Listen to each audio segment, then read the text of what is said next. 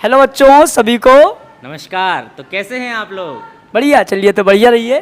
तो चलिए आज अपन नीट 2024 के स्टडी को कुछ इंटरेस्टेड बनाते हैं अपने मित्र डॉक्टर ऋषि सर के साथ। ठीक है, चलिए।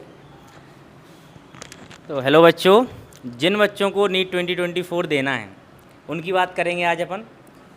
तो एक तो प्लानिंग क्या रहेगी हमारी नीट 2024 की, दो बातें जो है छोटी सी वीडियो में अपन दो बातें करेंगे। पहली बात प्लानिंग क्या होनी चाहिए, और दूसरी बात क्या यही करेक्ट टाइम है, क्या आज 11 जुलाई करेक्ट टाइम है हमारा स्टार्ट करने के लिए, is this the right time to start for NEET 2024। तो ये दो बातें अपन छोटी सी वीडियो में करेंगे। अब देखो, जैसे सर ने बोला कि ये क्या सही टाइम है, तो सही टाइम ही है। ये सही टाइम क्यों है? क्योंकि देखो, सबसे पहले तो मैं यहाँ पे ये बोलूँगा कि इस वीडियो को देखने से पहले आप लोगों के मन में यदि स्टडी से रिलेटेड कोई भी पॉइंट हो तो आप तुरंत कमेंट बॉक्स में जाइए और कमेंट में अपने मन में जो भी चल रहा है स्टडी से रिलेटेड, आपको कोई प्रॉब्लम्स आ रही है, किसी सब्जेक्ट को लेके प्रॉब्लम आ रही है, टाइम टेबल को लेके प्रॉब्लम आ रही है, तो आप पहले तुरंत कमेंट करो, क्योंकि नेक्स्ट वीडियो में हम लोग इसका बहुत अच्छा डाटा लेके आने वाले हैं, subject by subject, chapter by chapter से हैं। तो चलिए यहाँ पे सर बताएंगे आपको कि कैसे आपको प्लान करना है और आपके मन में क्या कठिनाइयाँ आती हैं। सबसे पहली बात है कि आज से ही स्टार्ट क्यों करना है। तो इसका सवाल सीधा है। देखो, जिन बच्चों के 400 से 500 के बीच में नंबर हैं, मतलब जिनका सिलेक्शन बिल्कुल बॉर्डर पे है, तो वो अभी क्या करेंगे, वो काउंसलिंग में बिजी रहेंगे, है ना। 1-1.5 महीने वो काउंसलिंग में बिजी हैं। अब मैं उन बच्चों से जिनके 400 से कम हैं या 400 से 500 के बीच में हैं, जो डाउटफुल हैं, है ना, किस बात में डाउटफुल हैं कि सर हमारा सिलेक्शन होगा या नहीं होगा, मैं ये दोनों बातों के लिए, दोनों बच्चों के लिए बात कहने वाला हूँ। अच्छा सर, ये बताइए, जो बच्चा जो 400 से 500 के बीच में है, हाँ। उसके दिमाग में भी क्या चल रहा होगा सर? वो क्यों नहीं पढ़ रहा होगा? देखो, मैं बताता हूँ, मैं अपनी स्टोरी बता देता हूँ। जब मेरा सिलेक्शन होने वाला था तो पहले ड्रॉप में मेरे जो मार्क्स आए थे वो 540 आए थे, 540 नंबर मेरे आए। अब जैसी मेरी कंडीशन थी 540 से, वैसे ही जो 400 से 500 के बीच में हैं बच्चे, 500 से 550, 600 वालों का तो हो जाता है, तो 400 से 550 तक जो बच्चे हैं उनकी कहानी बिल्कुल मेरी कहानी है, जो मेरी पहली ड्रॉप की कहानी थी। अब पहले ड्रॉप में हुआ क्या, मेरे आए 540। सिलेक्शन होने वाला था, एमपी की जो स्टेट कट ऑफ थी वो जाती है 530 से 550 के बीच में, मतलब मैं उसी रेंज में था कि मुझे आखिरी कॉलेज मिल जाए। लेकिन कहीं ना कहीं डाउट भी था कि मिलेगा कि नहीं मिलेगा, समझ में आ रही बात, मिलेगा कि नहीं मिलेगा। और मैंने पढ़ाई छोड़ दी।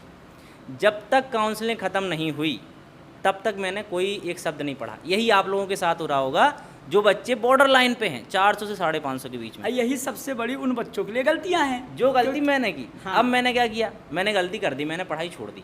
अगर मैं ना पढ़ता, अगर मैं पढ़ाई अपनी कंटिन्यू करके रखता, तो आज मैं शायद किसी और बेहतर कॉलेज में होता, जिस कॉलेज में मैं हूँ, जहाँ से मेरा MBBS चल रहा है, GMC भोपाल से।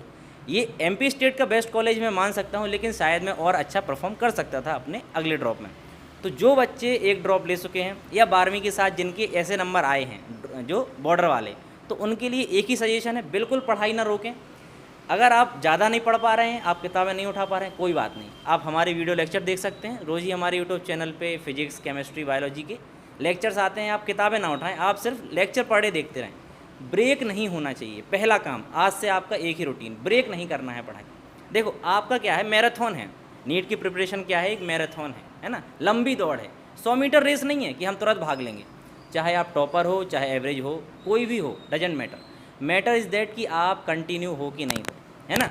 आप हसल रोज़ कर रहे हो कि नहीं कर रहे हो, है ना, मेहनत रोज़ कर रहे हो कि नहीं कर रहे हो। तो आपको ब्रेक नहीं देना है, किसी भी दिन का एक बिल्कुल ब्रेक नहीं देना है, कंटिन्यू रखो। आप बॉर्डर पे हो, कंटिन्यू रखो। निकल जाओगे तो क्या घाटा होगा। अगर आपका सिलेक्शन हो गया, कोई घाटा नहीं होगा, कोई आपका नुकसान नहीं होने वाला है। अगर नहीं हुआ तो ये प्रॉफिट बहुत देगा, ये मैं गारंटी दे रहा हूँ। अगर आपका सिलेक्शन नहीं हुआ तो ये प्रॉफिट बहुत देने वाला है, जो आपका 2 महीने का टाइम है। तो एक चीज़ क्लियर होगी कि आज से ही क्यों शुरू करना है। अब अपन बात करते हैं, ये सर 11-12 साल का एक्सपीरियंस है बायोलॉजी पढ़ाने का। तो अपन इनसे बात करते हैं कि सर, जैसे बायोलॉजी में बच्चे कम मार्क्स ला रहे हैं, या जिन बच्चों को टोटल ही 200-300 है, मतलब उनके बायोलॉजी में 100 नंबर ही होंगे, अपन मान के चल रहे हैं, उनके लिए क्या प्लानिंग होनी चाहिए बायोलॉजी। क्योंकि मेरा ऐसा मानना है कि जो आपका जो नीट का एग्ज़ाम होता है, उसका जो बेस होता है वो बायोलॉजी होता है। आपको सिलेक्शन तक ले जाने की जो गारंटी वो बायोलॉजी देने वाला है। रैंक आपकी मैं मानता हूँ फिजिक्स सुधारेगा, लेकिन जो 360 में 350 अगर आप बायोलॉजी में स्कोर करते हो, तो बायोलॉजी की एक ऐसी स्ट्रेटजी क्या होनी चाहिए सर कि मतलब जो बच्चा 100 नंबर ला रहा है वो 350 तक जाए। देखिए, पहली बात तो जैसे सर ने बोला कि जो बच्चा बॉर्डर लाइन पे है, 400 से ऊपर जो बच्चा है, हम मान सकते हैं 500-550 के समथिंग जो बच्चा है, जिसको इस साल जनरल कैटेगरी में कॉलेज नहीं मिल रहा, तो वो बच्चे को सर ने बहुत अच्छे गाइड किया कि यार तुम पढ़ाई कंटिन्यू रखो। लेकिन जो बच्चा 300 के समथिंग है, 250, 300, 350, वो बच्चा क्या करे? तो सबसे बढ़िया और बेनिफिट आप लोगों के लिए ये है कि जो बच्चा 400 के ऊपर है, जो आपका एक्चुअल कॉम्पिटिटर है, वो अभी रेस से बाहर है, अपने काउंसलिंग में बिजी है। और यदि वो बच्चा काउंसलिंग में बिजी है और यही समय है आपको उन बच्चों को क्रॉस करने के लिए, है ना? बिल्कुल, ये बहुत अच्छी बात है कि जो बच्चा बिजी है, अभी जो काम नहीं कर पा रहा है, आप उससे अभी कॉम्पीट कर सकते हो। वो तो पढ़ नहीं रहा है, लेकिन आप पढ़ के उससे कॉम्पीट कर सकते हो। ये सर ने बहुत ही अच्छी बात अब कही। यदि आपने वहाँ से बॉर्डर लाइन क्रॉस कर गए, तो अब आप जो लाइन में पीछे थे, अब लाइन में आप उनके बराबर या आगे खड़े हो गए। जब वो बच्चा 1.5 महीने बाद लौट के आएगा, तो वो बच्चे के मन में एक टेंशन रहेगा कि यार मैंने 1.5 महीने पढ़ाई नहीं किया, तो हमारा अब कैसे होगा। और उसके इस सोच का भी आप फ़ायदा उठा सकते हो और आप 250, 300 से 600 जंप कर सकते हो। अब बात यहाँ रही, सर ने बोला बायोलॉजी, क्योंकि मैं काफ़ी सालों से बायोलॉजी पढ़ा रहा हूँ, तो यदि हम अपना एक्सपीरियंस बताएं बायोलॉजी में, तो बस एक ही चीज़ है, आपको बायोलॉजी में 360, 355, 340 तो करना ही है MBBS के लिए। यदि आप 300 या 300 के नीचे हो तो भी कोई मतलब नहीं है, क्योंकि वहीं से आपका सिलेक्शन रुक जाएगा, क्योंकि अकेला जो फिजिक्स है आपका वो रैंक सुधारेगा। सिलेक्शन का जो बेस है वो बायोलॉजी है। तो इसका डिटेल हम लोग नेक्स्ट लेक्चर में बहुत अच्छे से करेंगे, लेकिन मैं आपको थोड़ा सा बता देता हूँ, हिंट दे देता हूँ कि बायोलॉजी में आप बॉटनी तो कंप्लीट NCERT से पढ़ो, जूलॉजी भी NCERT से करो, लेकिन यदि आपको बायो में 90 आउट ऑफ 90 क्वेश्चन करना है, तो मैं बोल रहा हूँ कि 80 क्वेश्चन, 80 क्वेश्चन आपके NCERT से आते हैं सर, और 10 क्वेश्चन आपको NCERT से बाहर आते ही हैं, तो आपको बाहर जाना ही होगा। क्या बोलते हैं सर? हमारा जो नीट का पैटर्न हुआ है AIPMT के बाद, तो ज़्यादा आपको डिटेल पढ़ने की ज़रूरत नहीं है। अगर आप जो बायोलॉजी है उसमें आप 360 आउट ऑफ 350 या 360 आउट ऑफ 360 लाना चाहते हो, मेरा जो मार्क्स था वो 351 था आउट ऑफ 360 बायोलॉजी में। अगर आप 360 में से 360 चाहते हो तो आप NCERT तो एकदम पी लो घोट के, NCERT का कोई वर्ड मत छोड़ो आप। असेसन रीज़न के लिए जो कि जूलॉजी, बॉटनी की बात तो मैं नहीं कर रहा हूँ, बॉटनी में आप सिर्फ NCERT पे स्ट्रिक्ट रहो। जूलॉजी में थोड़ा सा आपको जो है NCERT के बाहर जाना पड़ेगा 10%। उसके लिए हमारे जो टीचर हैं, आप भूपेंद्र सर से पढ़ेंगे, बहुत ही अच्छा, मतलब जूलॉजी का तो जो ज्ञान है, मैं क्या तारीफ़ करूँगा, कहाँ तक करूँ।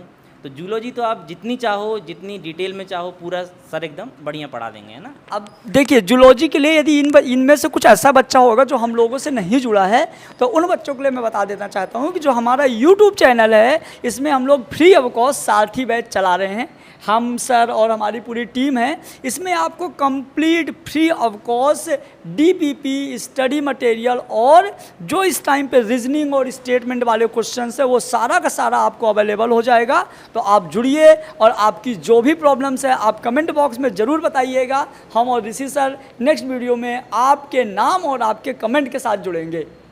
बाकी यही बोलना चाहूँगा मैं कि नीट मैराथन है, इसमें बिल्कुल आपको धैर्य रखना है ना, घबराना नहीं है। रुको बच्चों रुको, आपके जो हमारे भाई साहब जो सर हैं अपने, मतलब ऋषि सर, ये बहुत ही बढ़िया गाना गाते हैं, तो मैं चाहूँगा एक छोटा सा कुछ ऐसा सर सुना दें।